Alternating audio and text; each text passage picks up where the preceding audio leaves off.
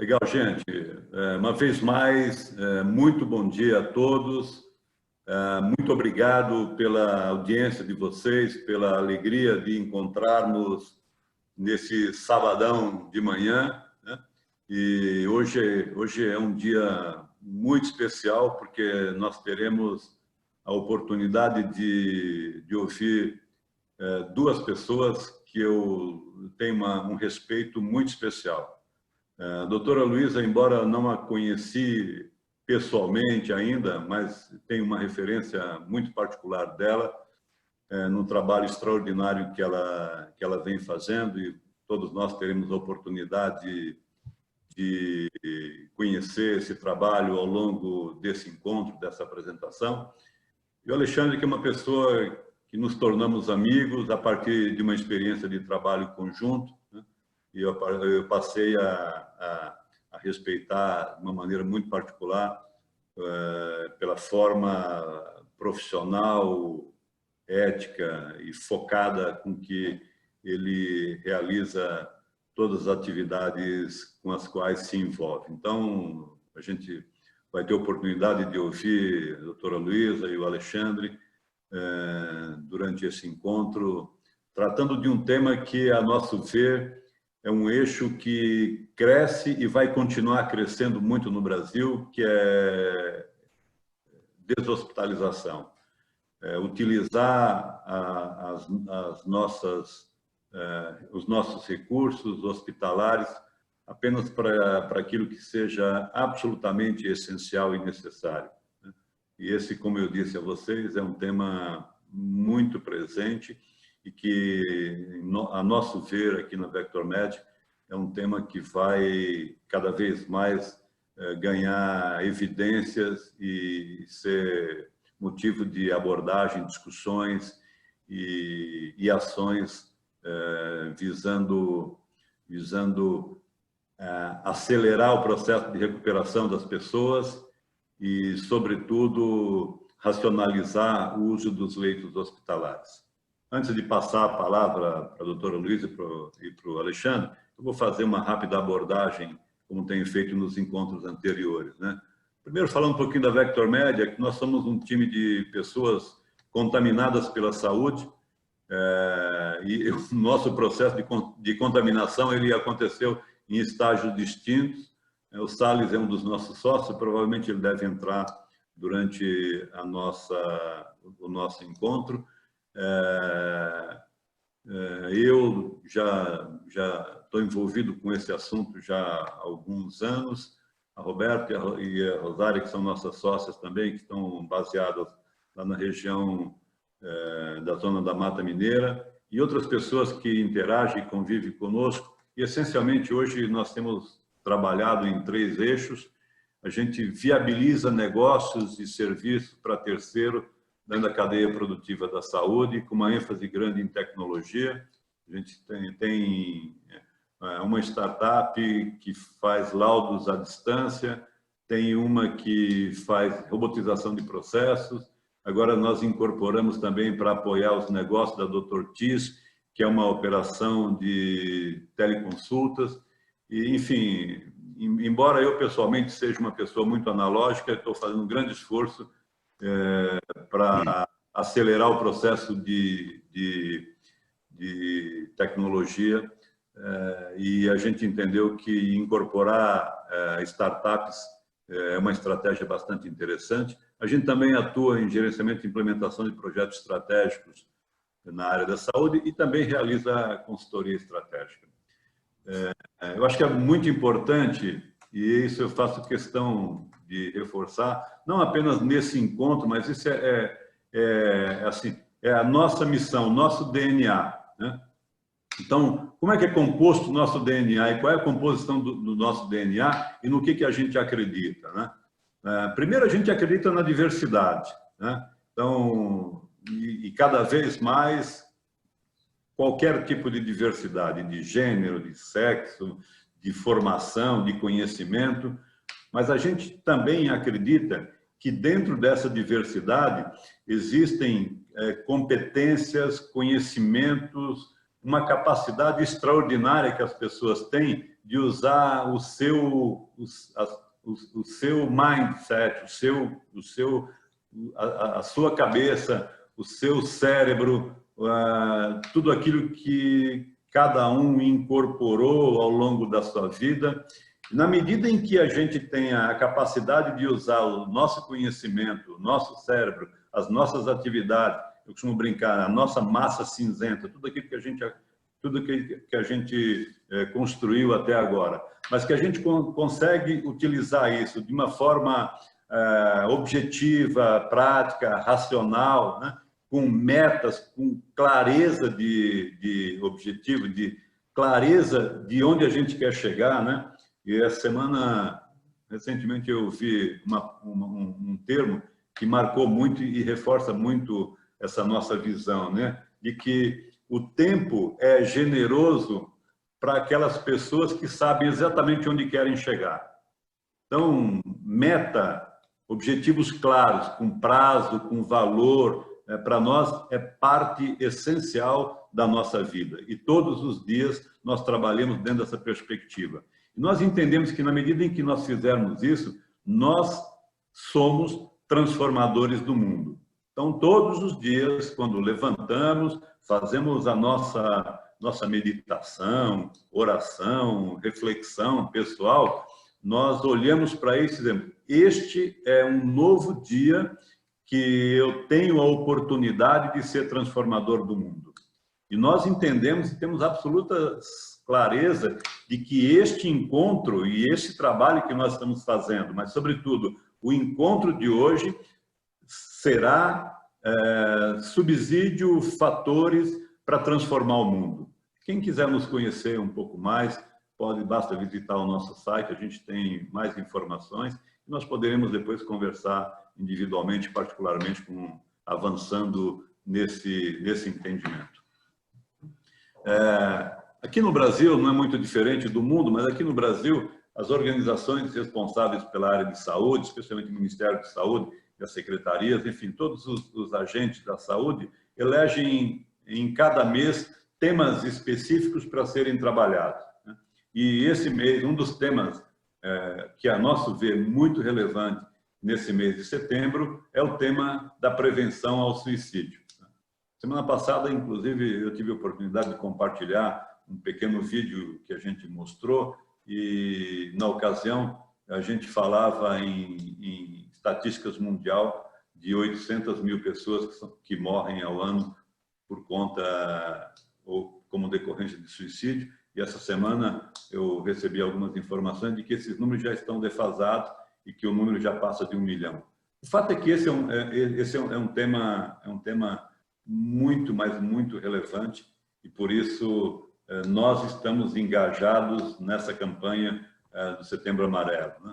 Essa semana eu fiquei muito feliz que eu fui fazer uma visita a uma unidade do Suns Club e verifiquei que todos os funcionários usavam uma fitinha semelhante a essa que eu estou usando, uma fitinha amarela, para dizer que nós estamos sensíveis e comprometidos em atuar de alguma forma para mitigar os riscos ou prevenir as situações de suicídio que acontecem no Brasil e no mundo, né? Com uma intensidade avassaladora e, sobretudo, em uma faixa etária da população altamente produtiva, que é a faixa de 15 a 29 anos. Né? Então, nossa recomendação a cada um de vocês que também se envolvam com esse tema e procurem olhar ao seu redor o que vocês podem fazer para contribuir para a gente reduzir essas estatísticas que são alarmantes. Né? E com essas observações, então, a gente vai entrar na nossa locomotiva e vai iniciar, então, a nossa viagem desse sabadão. Antes disso, lembrando, então, que esse já é o 14º encontro da nossa jornada, da nossa viagem. Na semana que passou, a gente trabalhou um pouco do papel tecnologia para aumentar a eficiência. No próximo sábado, a gente vai falar de geração de receitas, olhando perspectivas diferenciadas, né? E a gente encerra essa jornada, essa viagem, no dia 3 de outubro, com um grande painel de debates, falando sobre a saúde em 2030. E quando a gente está falando de saúde, nós estamos falando de um mercado que tem muitos stakeholders, tem muitos participantes, né? E que um dos grandes desafios, que é um mercado poderoso no Brasil, nós estamos falando de algo como mais de 650 bilhões de reais, dados de 2019, mais de 9% da toda a riqueza gerada no país é gerada nesse mercado, né? E que o grande desafio que nós trabalhamos todos os dias e procuramos estimular é que cada um desses stakeholders possa olhar o cliente final como a razão de ser do seu negócio, como a razão de ser daquilo que faz. Quando nós colocamos o cliente, o cidadão, né, as pessoas no centro de tudo que nós fazemos, nós estamos cumprindo, inclusive, a nossa missão de ser transformadores do mundo em busca de uma vida cada vez melhor, saudável e longeva. Pensemos nisso em tudo que fizermos, né? Vamos colocar as pessoas, vamos colocar o cliente, o cidadão, como a referência, como a essência daquilo que nós fazemos. E certamente nós continuaremos a nossa missão de ser transformador do mundo.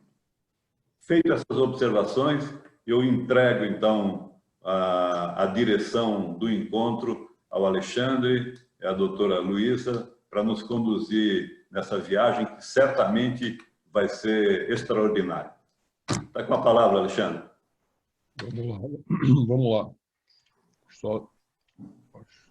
Então, conseguem ver a nossa tela? Está perfeito. Tá. Então, Luísa, eu vou passando aqui, tá? E você vai me pedindo, eu vou mudando os slides. Mas acho que antes de mais nada aqui, senhores e senhoras, assim, a gente não tem a menor pretensão aqui de ter a solução para essa questão, que é uma questão super ampla, tá? Mas sim de compartilhar um pouco a nossa visão como sócios aqui de uma empresa do setor, o que a gente acredita, né? E como a gente caminha nesse ambiente, pensando na deshospitalização como sendo um elemento muito importante para isso. Tá? Luísa, você quer se apresentar primeiro, por favor?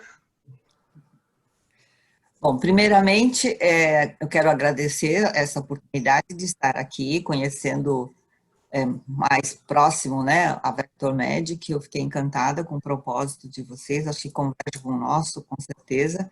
Eu sou enfermeira de formação, me formei na USP, logo em seguida já fiz educação também, na área da enfermagem, trabalhei no Hospital 9 de Julho, cuidados intensivos e educação permanente. E aí, nessa função, eu fui buscar outras competências, porque trabalhar junto com a administração, porque eu não respondia para a enfermagem, eu respondia para a administração do hospital, e isso exigia outras competências. Aí fui buscar na administração de saúde, na Faculdade de Saúde Pública da USP, quando eu comecei a conhecer melhor os sistemas de saúde fora do Brasil, e aí eu fiquei encantada. Aí eu comecei a trabalhar e fundei a Dalben Home Care em 1992.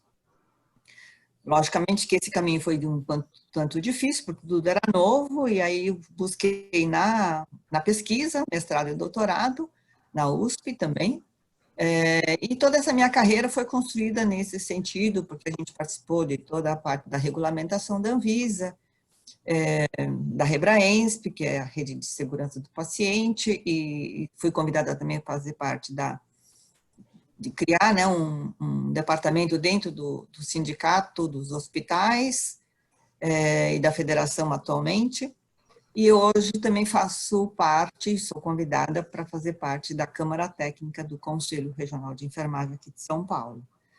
E tenho a grata satisfação também de participar de membro de bancas de mestrado e doutorado, e especificamente na Unifesp também. Então, acho que E hoje atuo como membro também do grupo Dalben. E é um prazer estar aqui conversando um pouquinho com todos sobre a questão da importância das atividades extra-hospitalares, e que o centro realmente é a família e o paciente. Bom, opa, só voltar aqui. Eu sou Alexandre Olivieri, eu sou engenheiro de formação, tenho um mestrado aqui na GV e na Itália. Acabei entrando na área da saúde por paixão, tá? Tive a felicidade de conhecer a Luísa há 5 anos atrás, e eu sempre trabalhei muito com transformação de empresa, tá? Tenho uma formação muito em consultoria, parecida com a do Raimundo, e trabalhei em várias empresas, atuando como executivo de fundos de investimento, né? Conheci a Luísa e entendi que nesse setor é um setor que executivos ou experiências de outras indústrias podem agregar bastante para o setor. E nessa perspectiva, a gente acabou se juntando, né? E transformando, e estamos tentando transformar um pouco mais essa cadeia que a gente chama do cuidado pós-agudo, né? E a gente vai compartilhar um pouco com vocês agora o que é isso, tá? Como a gente vê isso. Tá? A gente está separando a apresentação em duas, tá? A Luísa vai fazer esse primeiro pedaço e depois eu entro um pouquinho falando de cadeia de valor e modelo de transição, aí como a gente pensa essa questão. Luísa? Então, para começar o tema, eu gostaria de falar um pouquinho sobre a situação no Brasil, que os gestores hoje necessitam de entender quais são as causas, né, da morte, das modificações mesmo que estão ocorrendo, de morte e incapacidade e morbidade também, que circunda a condição de saúde. Isso por questão demográfica, que é o envelhecimento da população, que é um grande legado, mas que isso impacta diretamente no cuidado e, principalmente, hoje nós sabemos que os pacientes idosos, eles têm uma ocupação e permanência maior nos hospitais, segundo os dados da ANAP. Os pacientes acima de 75 anos, eles giram em torno de 9,3 dias de internação, e as causas epidemiológicas na mudança do perfil das doenças. Então, no Brasil, hoje, a gente também, no Brasil e também no mundo, nós temos a tripla carga de doenças, que são doenças agudas, as doenças crônicas, mas a gente ainda não deu conta das doenças infecciosas. E nós temos uma carga muito grande da violência, principalmente nos jovens, né, em relação aos acidentes de trânsito também.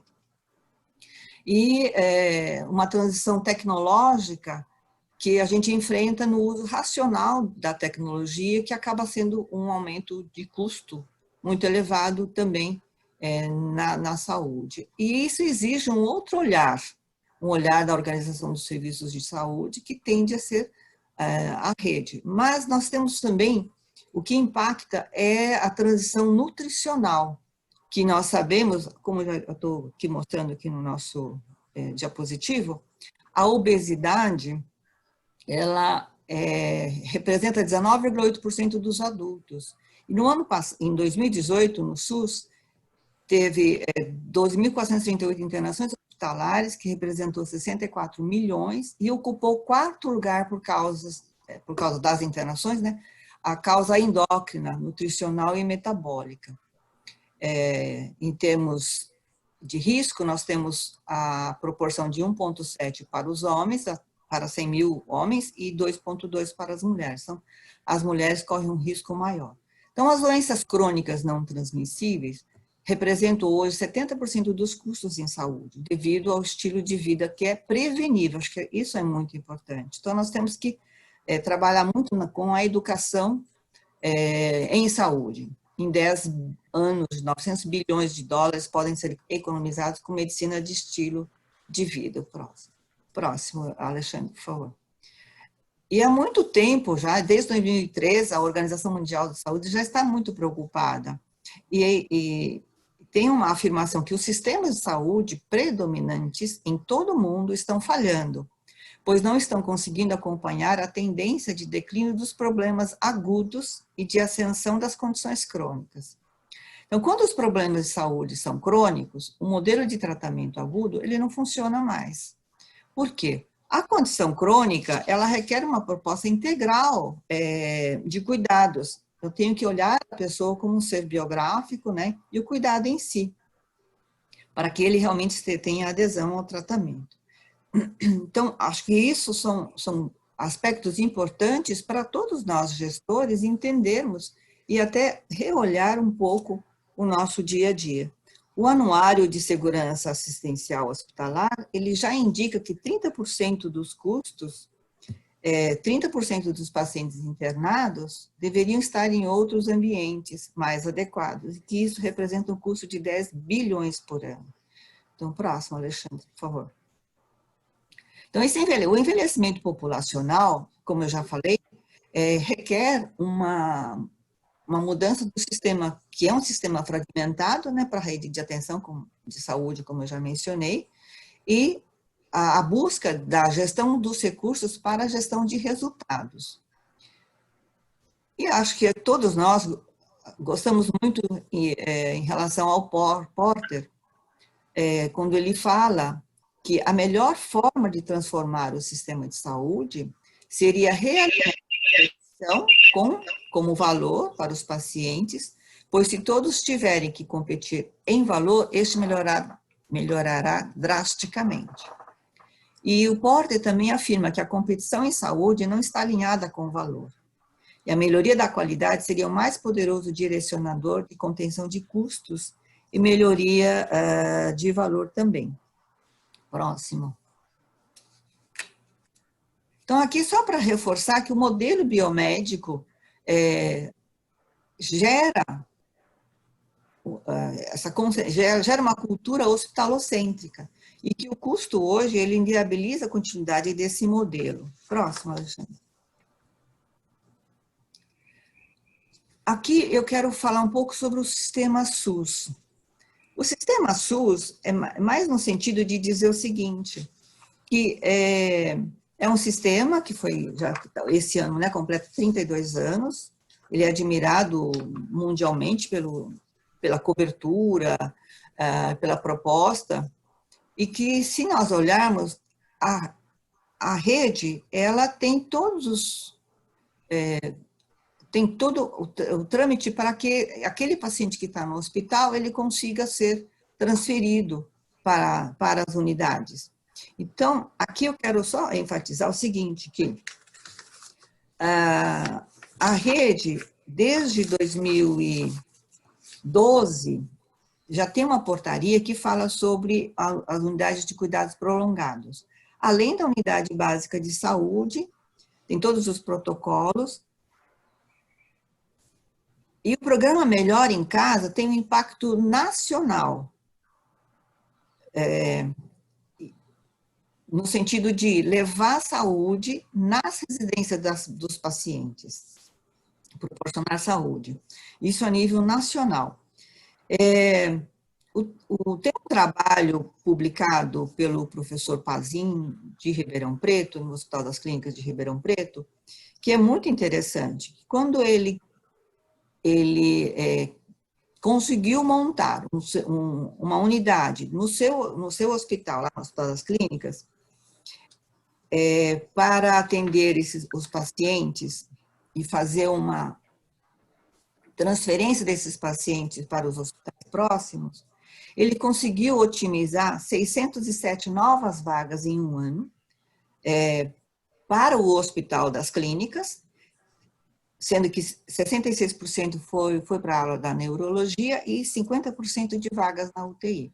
Isso só para dizer o impacto que existe quando se pensa em termos de retirar os pacientes de longa permanência, que não há necessidade de permanecer na unidade terciárias.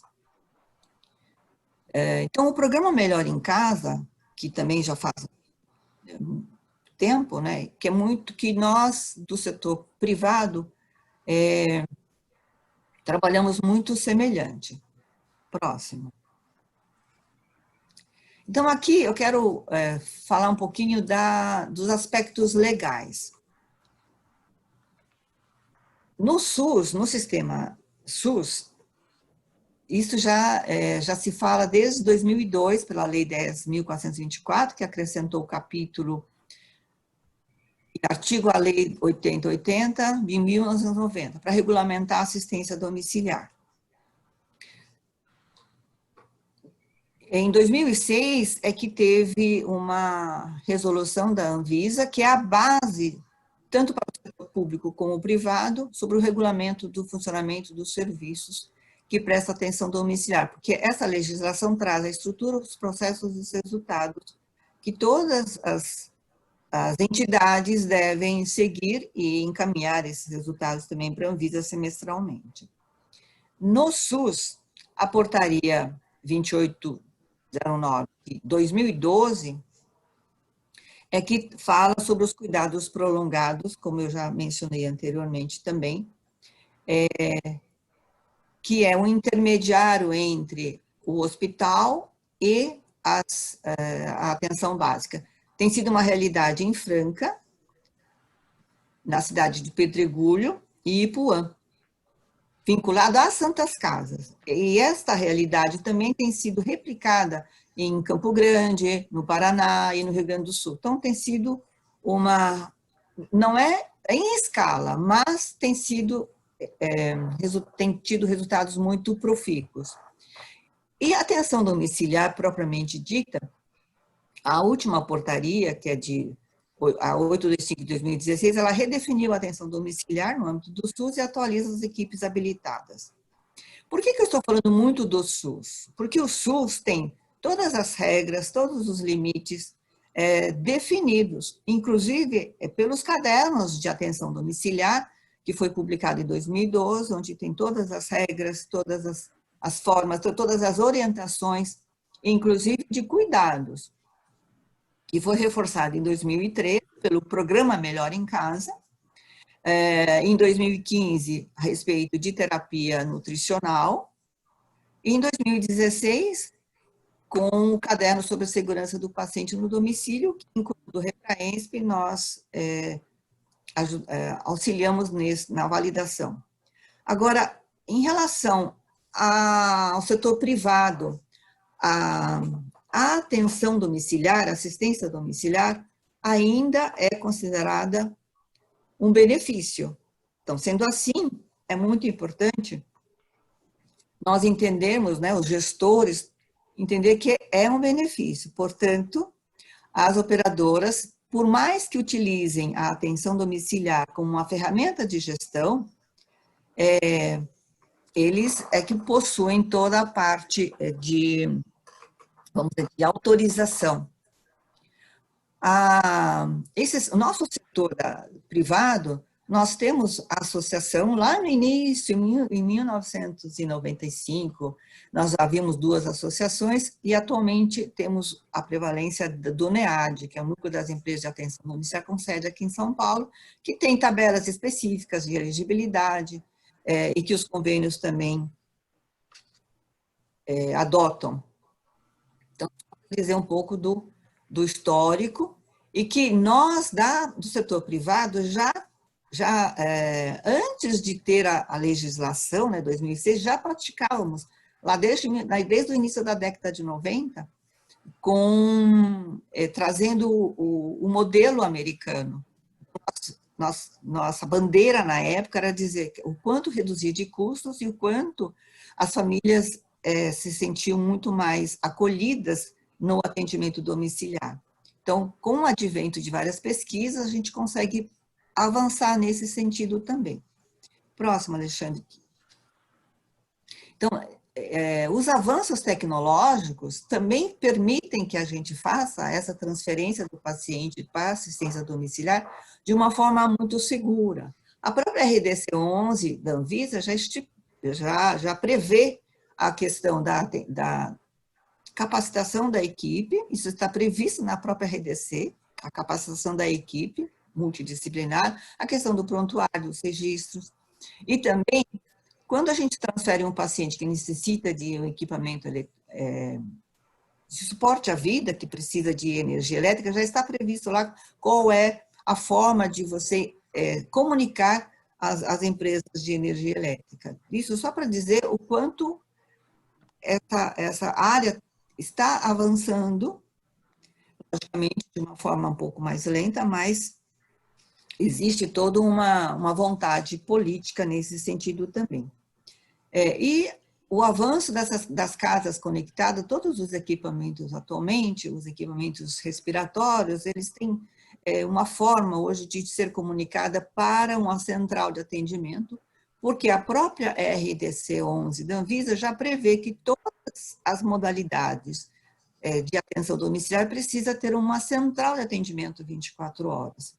Independente se o paciente está em internação domiciliar, que é de 6, 12 ou 24 horas de assistência, em que o profissional da enfermagem permanece na residência, e também os procedimentos, que é uma avaliação nutricional, uma sessão de fisioterapia, curativos, procedimentos.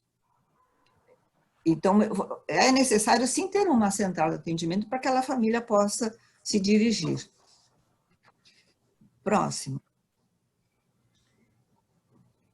Então, eu quero falar um pouco mais a respeito da operação, né? Os fatores de sucesso e a promoção da segurança do paciente no domicílio, ela se inicia com uma avaliação rigorosa da elegibilidade, e isso é muito importante, porque tem a questão do paciente em si, das questões relacionadas ao seu tratamento médico, mas também há que ter uma avaliação da viabilidade do domicílio desse paciente, principalmente ao acesso seguro da equipe, acesso seguro do setor de emergência também.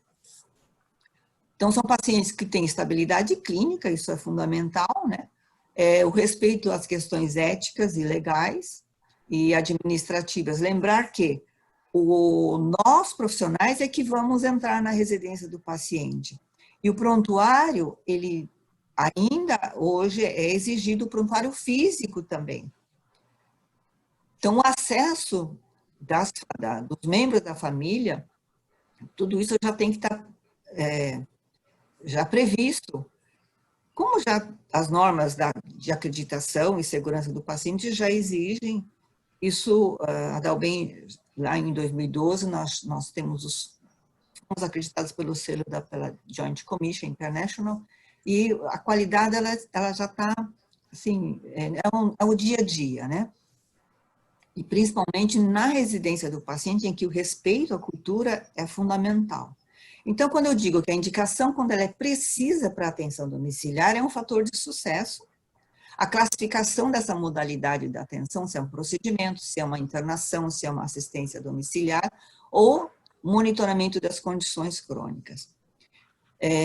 Quando eu disse que o sistema de saúde do SUS tem os limites da atuação, que lá são divididos nos termos assistência domiciliar AD1, AD2, AD3, de acordo com a complexidade desses pacientes.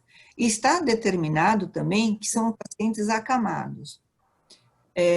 Quando a gente vê aqui o pessoal, o coordenador da cidade de São Paulo, o doutor Edmir, ele sempre diz que ele gostaria muito de ter uma outra modalidade mais avançada, que é o AD4, porque há pacientes estáveis clinicamente, mas que dependem de ventilação mecânica. Então, seria o AD4, em que o paciente depende de uma ventilação para suporte de vida. Não é só para fazer um exercício ou um catéter de oxigênio. Então, é isso que eu digo que, quando eu faço essa comparação entre o setor público e o setor privado. E o papel da equipe que assiste o paciente é uma equipe interdisciplinar, em que o sucesso está no vínculo profissional, né? O vínculo hoje é muito significativo para que o paciente tenha a segurança. E em todas as casas, eu preciso entender que quando eu entro numa residência, eu estou invadindo esse espaço. Além de respeitar o ambiente, eu preciso avaliar o ambiente, principalmente com animal de estimação. Porque para realizar uma terapia infusional, por exemplo, eu preciso ter cuidado com aquele equipo, pacientes com ventilação, a presença de animais é extremamente importante para o paciente, mas com muito cuidado.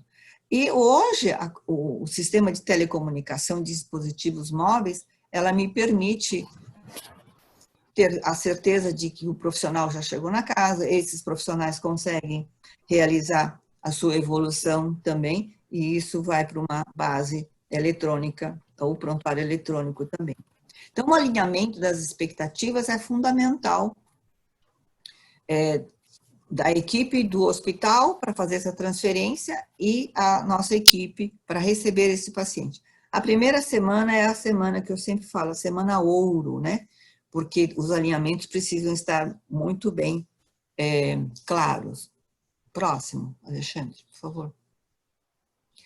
E lembrar que a atenção domiciliar eu sempre falo, é composta no back-office, eu tenho, assim, todo um cuidado que no hospital eu não preciso ter tanta preocupação, porque está tudo mais fácil. Na atenção domiciliar eu tenho outras variáveis que não consigo controlar, mas é fundamental o dispensário. O dispensário com uma logística inteligente, lembrar, aqui eu estou mostrando nesse diapositivo do lado direito, o transporte do material e dos medicamentos em bolsas térmicas identificadas, né, com lacre, os medicamentos que são termossensíveis, e na residência eu tenho controle dos medicamentos controlados e de alta vigilância. É o mesmo esquema da área hospitalar, e hoje a gente está na nossa organização, estudando muito a questão da dupla checagem. Próximo. E a empresa é responsável pela coleta de resíduos sólidos. E como o Raimundo colocou, eu acho que assim, a discussão de transição de cuidados, né, do paciente fora do ambiente hospitalar, tem sido cada vez mais sendo discutida. E aqui no sentido de trazer uma resposta crescente à prevalência das doenças crônicas. A questão do envelhecimento da população e a busca de redução do tempo de permanência hospitalar. Então, tem uma demanda muito grande na atenção primária à saúde, com o objetivo de superar a fragmentação da atenção à saúde, garantir a continuidade do cuidado e buscar a integralidade do sistema.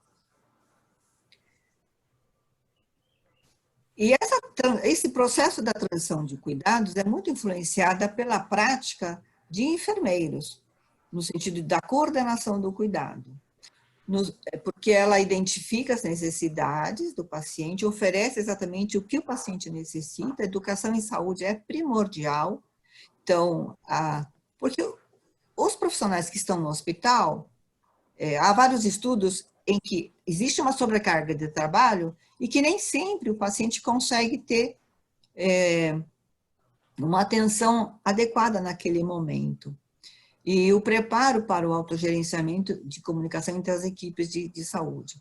Lembrando que os trabalhos apontam que desde o momento da admissão lá no hospital eu já preciso prever e planejar essa alta. Próximo, Alexandre.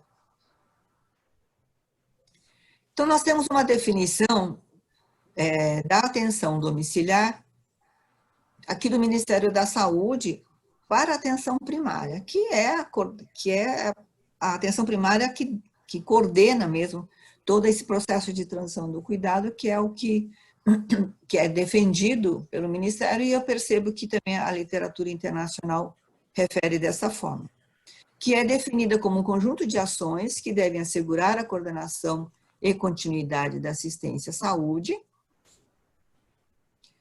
à medida que os usuários transitam entre diferentes profissionais, serviços de saúde, ambientes ou níveis de atendimento, de acordo com a sua condição de saúde e necessidade de cuidado. E que, quando bem aplicadas, elas reduzem eventos adversos, que isso é muito importante, a interação medicamentosa principalmente, né? Maior satisfação dos usuários, isso tem demonstrado, sim, porque o paciente se sente mais acolhido, como a resolutividade das terapêuticas propostas e redução de custos institucionais. E é de grande relevância a integralidade do cuidado, com ênfase nas doenças crônicas e esquemas terapêuticos complexos e de diferentes cuidados de saúde, porque o paciente, muitas vezes, recebe várias orientações ou está sendo cuidado, né, por várias especialidades. Então, eu preciso ter alguém que coordene este cuidado. Próximo, Alexandre, por favor.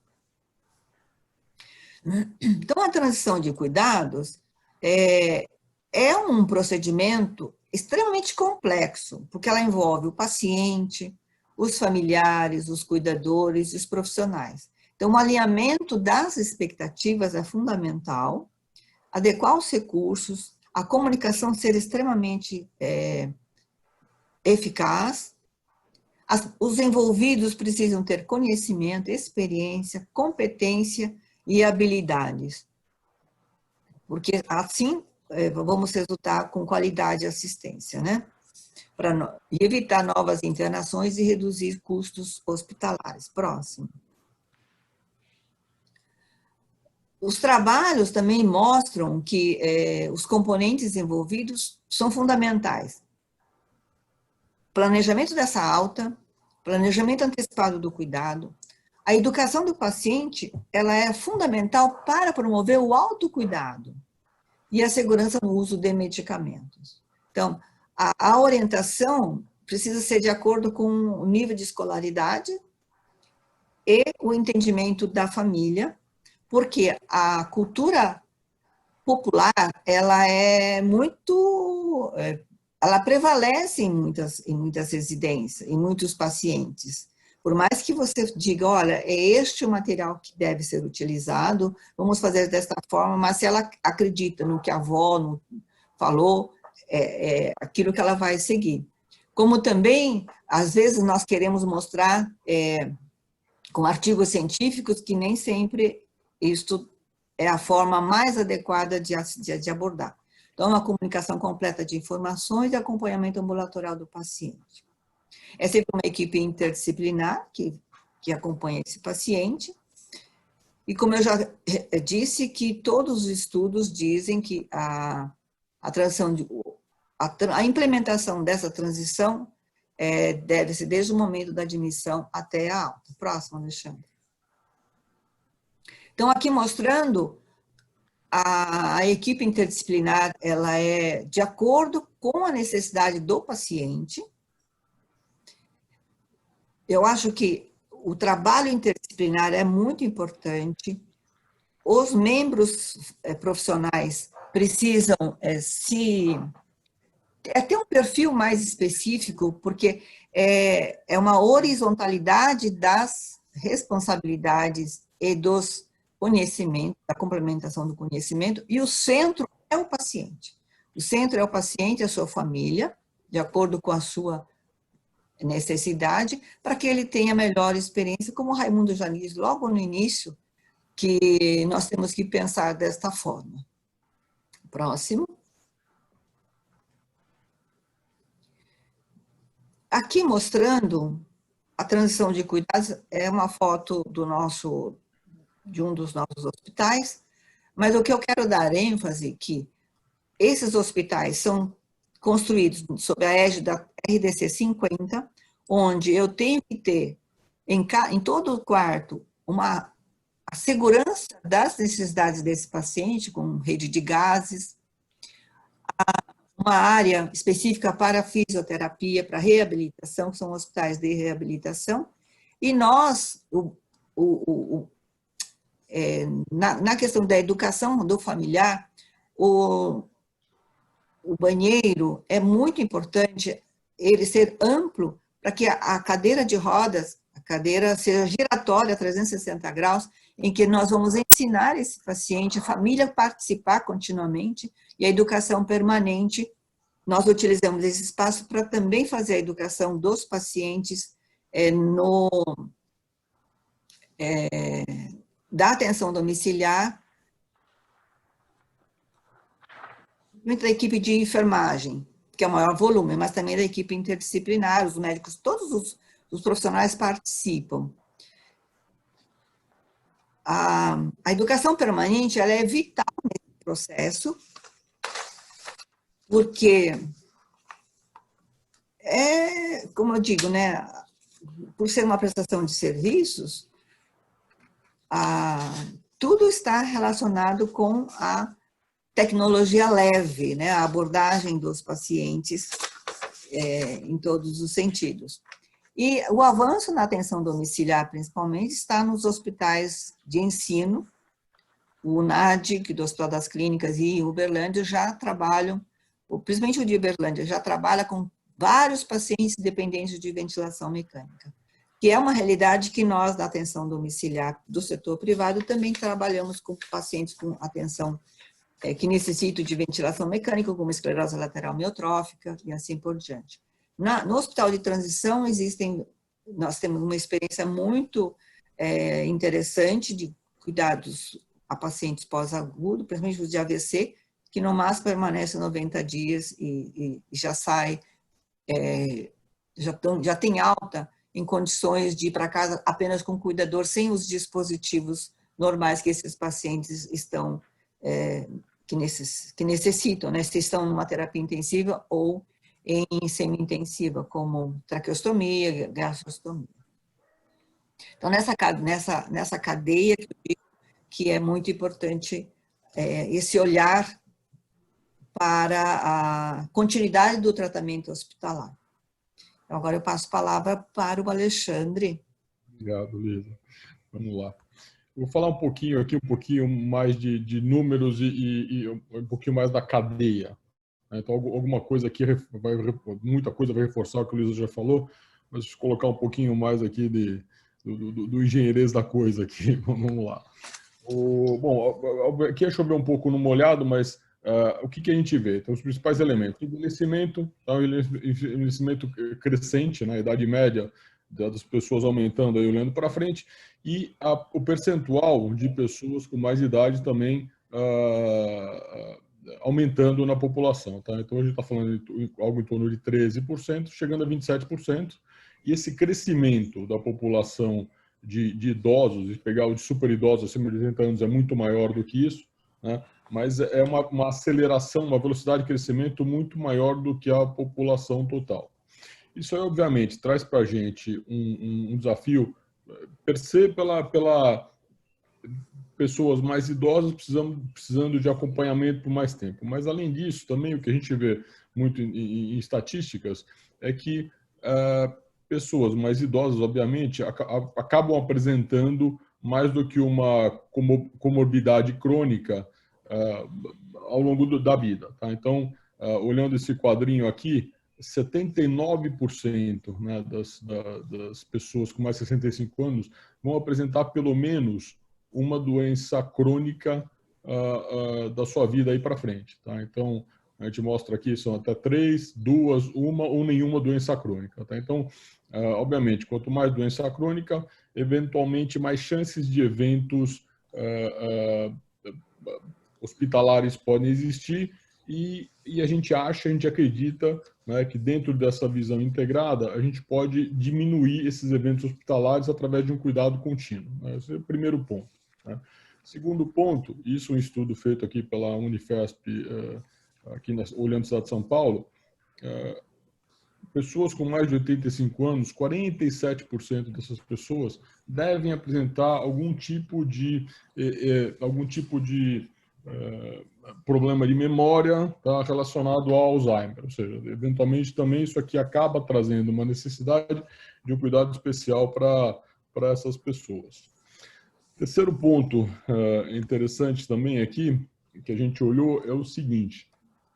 Pegando a tábua estatística do IBGE, entendendo o que é esse acúmulo de anos de vida que existem para pessoas, e quem está olhando super idosos, acima de 80 anos. Tá? Então, a gente pegou todos esses super idosos, tá?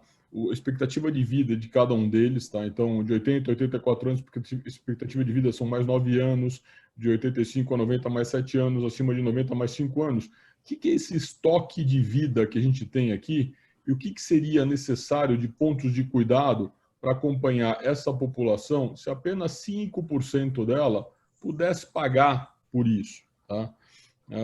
Então, o quanto que a gente fez aqui, eu necessitaria de cerca de 135 mil pontos de cuidado para cuidar dessa população. Isso aqui é uma conta que a gente fez só para São Paulo, tá? Usando a população de São Paulo. Tá? E aí, quando a gente olha isso daqui, você fala, pô, o que eu tenho hoje? Né? E esses pontos de cuidado podem ser residencial, pode ser um nursing home, pode ser um hospital de retaguarda, pode ser vários equipamentos onde essas pessoas vão passar os próximos anos de suas vidas. Né? Só para a gente, ordem de grandeza, então essa conta precisaria de 135 mil pontos, vamos imaginar aqui que sejam ILPIs em São Paulo. Né? Como é que é a minha fotografia hoje? Em São Paulo, eu tenho 1.200 pontos. Tá? Isso aqui representa nada mais do que 25% daquela necessidade que a gente mostrou da página anterior. Tá? Ou seja, se realmente a gente acredita nisso, existe uma oferta que não é suficiente para cobrir essa demanda que a gente está falando. Só olhando o estado de São Paulo. Tá? Quando a gente olha o Brasil como um todo, no Brasil como um todo, a gente tem 5.500, aqui olhando só ILPIs, tá? 5.500 ILPIs, tá? O que daria aqui mais ou menos 3 mil pessoas acima de 65 anos por ILPI ou 900 pessoas acima de 80 anos por ILPI. Tá? E isso também, senhores e senhoras, sem contar que dessas ILPIs, aproximadamente, pelo que a gente levantou, 25% delas são reguladas, ou seja, tem todos os registros necessários para estarem funcionando como ILPIs plenas. Tá? Então, ou seja, olhando para frente, esse desafio que a gente tem de envelhecimento, esse desafio que a gente tem de existências ou incidência de doenças crônicas cada vez maior, atrelada normalmente ao envelhecimento. Tá? E quem sabe, né, mas pelo menos nos últimos anos, um pouquinho mais de estabilização econômica, a gente acha que deve surgir uma tendência cada vez maior por esses elos da cadeia, que eu vou mostrar um pouquinho mais adiante, que compõem o que a gente chama de cuidado contínuo. Tá? Quando a gente olha, isso aqui, infelizmente, não tem tanta estatística aqui no Brasil, mas quando a gente olha os Estados Unidos, né, 42%, né, das pessoas que passam por um tratamento agudo, né, acabam utilizando algum tipo de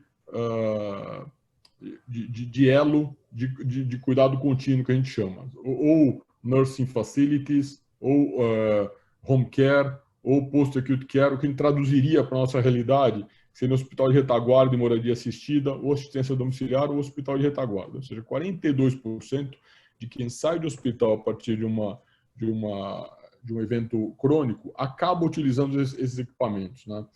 Ou seja, o hospital ele acaba sendo usado de uma maneira muito mais racional, é um negócio de throughput, ou seja, quanto mais pessoas passam por lá o menor tempo possível, melhor para o hospital. A gente sabe que o hospital acaba tendo grande parte da sua lucratividade em cima de operação, medicamento, equipamento e material acessório, não pela hospedagem do paciente. Né? Então, quanto mais eu consigo fazer esse paciente girar no hospital, é mais rentável para o hospital. Por outro lado, eu preciso ter esses equipamentos subsidiários, né, para poder assumir essas pessoas que saem do hospital. Isso acontece de uma maneira bastante estruturada lá nos Estados Unidos. Quando a gente olha aqui no Brasil, né, e dado todos esses elementos que eu comentei com vocês, ou seja, a idade, a cronicidade, assim por diante, a gente vê, isso bastante do que a Luísa comentou, assistência domiciliar. E aqui a gente tem tanto atendimento quanto a internação domiciliar. O atendimento, aquele procedimento que você faz na casa do paciente. A internação, aquela estadia acima de 12 horas. Né? Um grande potencial de crescimento também olhando para frente. Tá? Se a gente pega ali 2013, que é o último dado que a gente tinha, esse mercado aqui girou em torno de 3 bilhões de reais quando a gente fala da assistência domiciliar. Tá? Considerando o padrão de deshospitalização no Brasil que passa por home care e deshospitalização nos Estados Unidos que passa por home care, né, e o crescimento da população, né, esse mercado, se eu pegasse as estatísticas do Brasil, poderia chegar em 2025 algo em torno de 10 bilhões de reais. Se a gente considerasse as estatísticas dos Estados Unidos, isso aqui poderia chegar no dobro, algo em torno de 20 bilhões de reais. Ou seja, se nada mudar e a gente continuar usando como a gente usa hoje, é um mercado que tende aí, no mínimo, a triplicar nos próximos 5 anos. Tá? Se a gente pega um uso mais racional ou mais intensivo, como é nos Estados Unidos, esse mercado quase que ele multiplica por 7. Tá? Outro ponto interessante também, olhando toda essa estatística, isso aqui é só para mostrar um pouco da dimensão desse negócio, do que é o pós-agudo, né? Se nós pegarmos também o que é população em cada um dos nossos estados e o que é índice de internação, né? E a gente adota o índice de utilização de hospital de retaguarda, tá? Que hospital de retaguarda aqui, nesse termo genérico, pode ser um nursing home, pode ser um hospital de reabilitação, pode ser até um hospice, tá? Mas se a gente pega o que acontece dessa transição, os índices lá americanos, tá? Então, aproximadamente 15% das pessoas que saem do hospital acabam utilizando o hospital de retaguarda para depois ir para sua casa com home care ou ficar já de forma independente. Se a gente tomar as nossas estatísticas, uma projeção que a gente fez também, isso aqui é o que cada região do Brasil, né, necessitaria de leitos, de hospitais de retaguarda para atender às suas necessidades de deshospitalização. Tá? Então, assim, acho que um dos pontos é, por que isso não ocorre? E a nossa hipótese bastante forte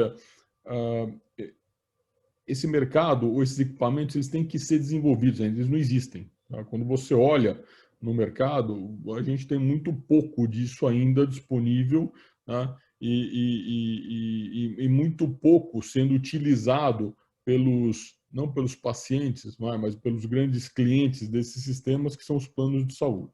Tá? Aqui no Brasil, como é que é essa cadeia, né? Que a gente nem fala de cadeia, porque ela é extremamente fragmentada, né? O que vem depois do hospital, né? Você tem muita empresa trabalhando com home care, você tem muita empresa trabalhando como residencial, independent living, você tem muita empresa trabalhando com moradia assistida, alguma coisa que seria perto de um nursing home ou de um assisted living nos padrões americanos, né? Você tem algumas empresas trabalhando com hospital de retaguarda ou hospital de reabilitação.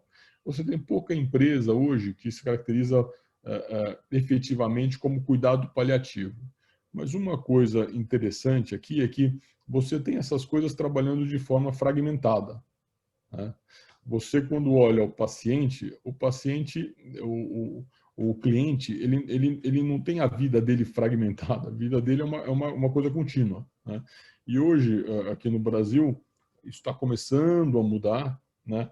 Mas você tem players trabalhando em cada um desses elos, tá? Então, o paciente passou por um residencial, a situação dele piorou, as suas atividades básicas de vida diária, cara, ele consegue não fazer mais as suas 5 atividades básicas de vida diária, ótimo. A hora que ele precisa de um cuidado um pouco mais intensivo, ele vai ter que procurar uma outra entidade, porque aquela que ele estava já não consegue mantê-lo daquela forma e nem tem a segunda opção de maior dependência. Quando a gente olha, e o que a gente fala muito da cadeia do cuidado contínuo, essa é a forma que a gente vê essa cadeia. Tá? Então, na vida e ao longo do envelhecimento do ser humano, né, a gente entende, né, que esse ser humano, obviamente, antes daqui, ok, está independente, mora aí na sua casa com a sua família, sem nenhum problema. Mas vamos lá.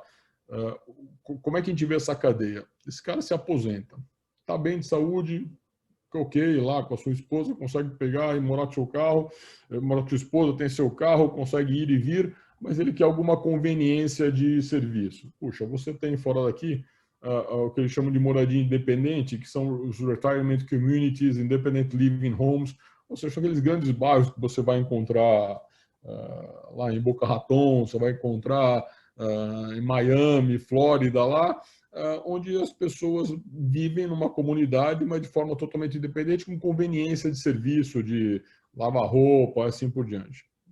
Tem pessoas que continuam morando nas suas casas, mas tem algum daycare diário. Isso aqui no Brasil, já tiveram algumas tentativas, mas não muitas delas foram para frente, ou poucas delas foram para frente, porque você acaba tendo uma atuação de clubes e centros de convivências públicos que acabam ocupando esse espaço aqui. Então, seria aquele cara que está na casa dele, mora com a família, não tem o que fazer durante o dia, vai para esse centro e acaba passando lá o dia e volta para casa para dormir e ficar com a família. Mas tem essa alternativa. Então, isso aqui como negócio também aqui no Brasil, a nossa visão é que clubes, centros de convivências públicos acabam matando esse elo aqui.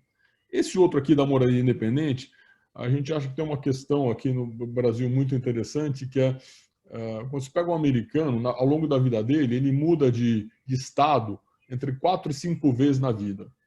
O brasileiro não muda de bairro a vida inteira.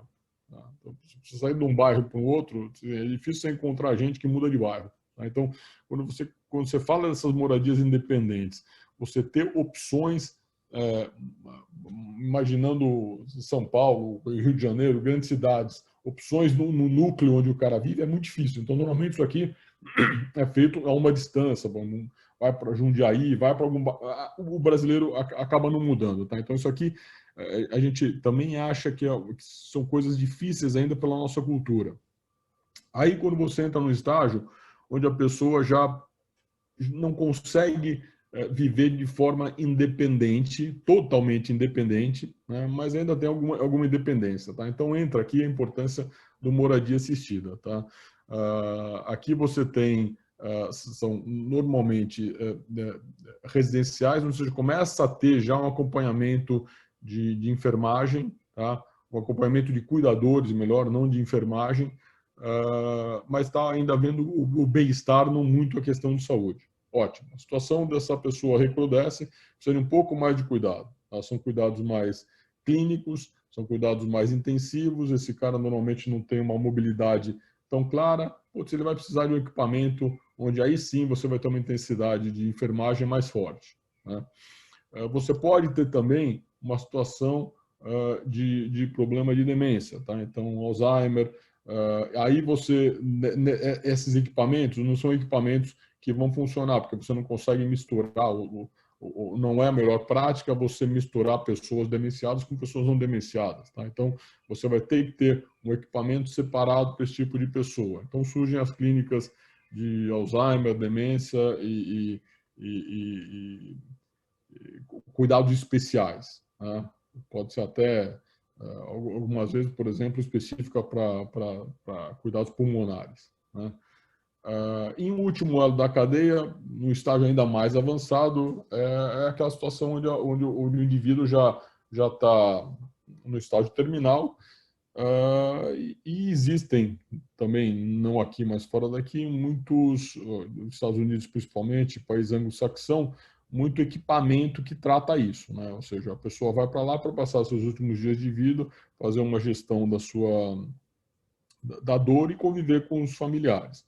A gente acha também que isso daqui é um equipamento, é um elo ainda que culturalmente aqui no Brasil é muito difícil, né? Então você acaba tendo esse tipo de cuidado feito em outros elos da cadeia. Né? Paralelamente a tudo isso, né, a gente tem assistência domiciliar, que é, obviamente, a pessoa que não acaba usando esses equipamentos, acaba sendo cuidado dentro de casa, seja por internação, seja por atendimento através do home care. Né? E você tem uma função muito importante, que é do hospital de retaguarda ou hospital de reabilitação, onde essa pessoa, em algum momento, acaba saindo, vai para esse hospital, se recupera e volta para cá. Toda essa cadeia aqui, que a gente coloca, a gente chama de cadeia do cuidado contínuo, ela acontece depois do agudo. Tá? Ou seja, é uma cadeia que, quando ela é desenvolvida, e essa, de novo, sem nenhuma pretensão de estar completamente correto, é a cadeia que a gente acha que, ela sendo desenvolvida da forma correta, ela acaba possibilitando essa deshospitalização ou alternativa ao hospital de menor custo, de melhor tratamento ao paciente que vai ficar em longo período, né? E, obviamente, de maior eficiência para o sistema como um todo. Né? Essa cadeia aqui, quando a gente coloca, a gente chama aqui de um game board, aqui, entendendo o que é custo, né? E o que é dependência do indivíduo, cada um desses elos da cadeia ele tem o seu papel quando a gente cruza essas duas dimensões. Né? Então, o indivíduo com baixa dependência, ele muito provavelmente, o que faz sentido para ele é morar num independent living, num retirement community. Aqui ele vai pagar talvez o custo mais efetivo para a sua necessidade. O retirement community pode ser muito caro também, porque obviamente depende de onde você vai morar. Isso aqui, de novo, fora daqui faz muito sentido. Aqui no Brasil, a gente vê algumas iniciativas no interior de São Paulo, lá para a área de Ribeirão Preto, mas ainda a gente não vê uma atividade realmente desenvolvida aqui. Conforme vai aumentando essa dependência, você pode utilizar, por exemplo, o home care, né, para fazer tudo isso. Basicamente, o que eu faço num hospital de reabilitação, num nursing home, a gente faz no home care. Só que a gente vai fazer de uma maneira muito mais cara. Né? Um home care, uma internação domiciliar, eu preciso de 5,2 pessoas para cuidar de um paciente. Né? Ou seja, isso para trabalhar dentro de regime seletizado, tudo direitinho. Enquanto se eu estiver num hospital de reabilitação, cada um atendente meu ele consegue atender até 3 pacientes. Então, eu tenho uma troca. Obviamente, eu tenho também, dentro desse hospital de retaguarda, todo o capital empregado da infraestrutura do hospital. Mas, ainda assim, né, para um paciente de longa permanência, para o sistema, ele é muito mais cost-effective, o hospital de retaguarda, do que o home care. Tá? Então, assim, se usarmos o home care como uma saída do hospital de uma maneira inteligente, ou seja, para curtos períodos, para atendimento domiciliar, essa é a atividade mais cost-effective para o sistema. Se eu usar o hospital de retaguarda para a pessoa que fica longo período e já não precisa de tratamento intensivo, essa acaba sendo a alternativa mais eficiente para as pessoas que têm uma dependência muito grande. E assim por diante. Tanto o equipamento de memória, ou seja, seria um hospital de retaguarda ou um nursing home especializado em memory care, e assim por diante. Tá? Então, a gente tendo a disponibilidade desses equipamentos, né, e trabalhando isso de uma maneira agregada, a gente acredita que a eficiência toda para o sistema melhora muito.